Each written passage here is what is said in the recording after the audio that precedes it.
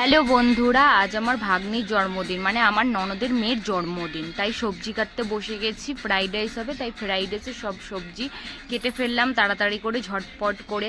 এবার চলে যাব রান্না করতে। দেখতে পাচ্ছ সব সবজি কাটা কমপ্লিট। এবার আমি রান্নার ডিপার্টমেন্টে চলে গেছি, কারণ বেশিরভাগটাই আমার উপরে ছিল। কাকে খেতে দেবো, কাকে কী করব, কিভাবে রান্না করব। ননদ আমার বলেছিল যে সব কিছু বৌদি তুমি সামলে নেবে।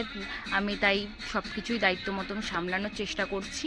ফ্রাইড রাইস হয়ে গেছে, এর পায়েসও হয়ে গেছে, দেখতে পাচ্ছ খুব সুন্দর। এইটা আমি করিনি অবশ্য, স্যালাড ওরা কাটা হয়ে গেছে। এবার বাচ্চারা বলছে আমরা একটু গান চালিয়ে দিই, আমরা একটু আনন্দ করি। বক্সের সাউন্ডটা দিলাম না, যাতে কপিরাইট ক্লেম আসবে, ওর জন্য।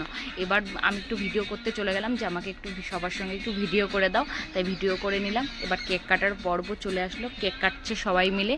এবার দেখতেই পাচ্ছ তোমরা, ছোটোখাটো ঘরোয়া পার্টি বলতেই পারো। এবার কাকে কি দেবো খেতে, কেক কাটার পরে চলে আসলাম ড্রেসটা চেঞ্জ করে, যেহেতু ওই চুড়িদার পরে কাউকে কিছু করা যাবে না, খেতে দেওয়া যাবে না, ওর জন্য নাইটি পরে চলে আসলাম। আমার ভিডিও